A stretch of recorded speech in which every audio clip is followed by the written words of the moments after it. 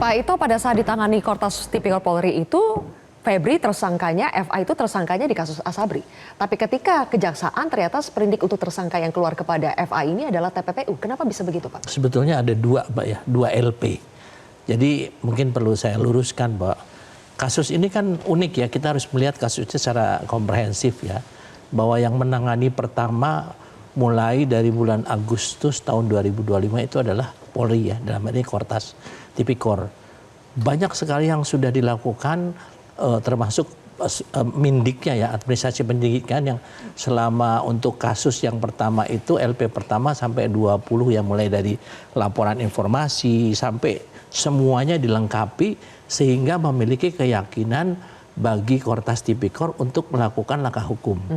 Yaitu melakukan, jadi menggeledah seseorang rumah yang miliknya pejabat yang saat itu menjadi satu ikon ya dalam pemberantasan korupsi. Ini kan juga merupakan sesuatu yang memiliki konsekuensi bagi Polri ya, karena bisa jadi kickback kalau misalnya kita tidak hati-hati dan nggak sembarangan juga sampai bisa dapat keterangan di sana, kemudian sampai dengan menggunakan alat tertentu ternyata ada brankas di belakang dinding ya.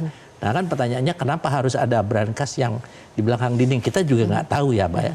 Tapi yang jelas apa yang dilakukan oleh penyidik Polri selama ini adalah semua persyaratan mulai dari laporan informasi sampai dengan LP itu dibuat betul-betul sesuai dengan ketentuan aturan hukum yang berlaku.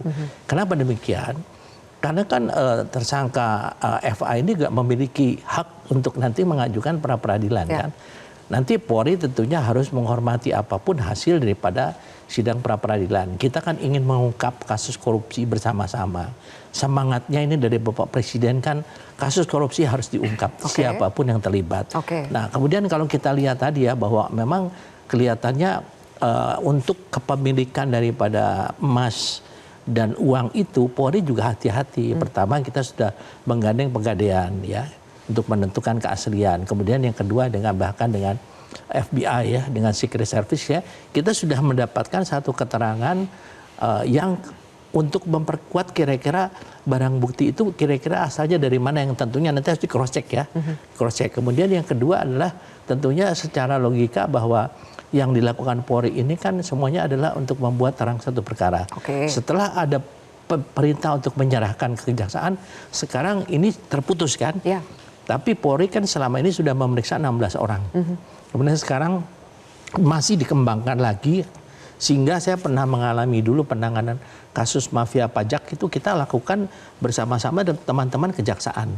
Sehingga kita saling melengkapi ya, saling mengisi semangat untuk mengungkap kasus ini, apakah ini benar atau tidak harus kita kedepankan azas. Kalau Pak Ito melihat kalau kali ini agak terputus nih setelah Kortas Polri ke Kejaksaan Agung itu tidak dilanjutkan, tapi menjadi seperti dua hal yang berbeda. Kan begini, tadi disampaikan oleh Pak Mas Febri bahwa kan ada bahwa dalam KUHP itu jaksa pun bisa melakukan koordinasi kan.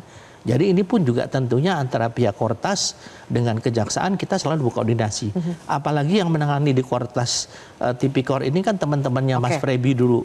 Kemudian yang tim 9 juga teman-temannya Mas Febri. Sehingga bagi mereka sesama alumni daripada Gedung Merah Putih akan sangat memudahkan kalau memang semangatnya betul-betul ingin mengungkap kasus ini secara terang ya.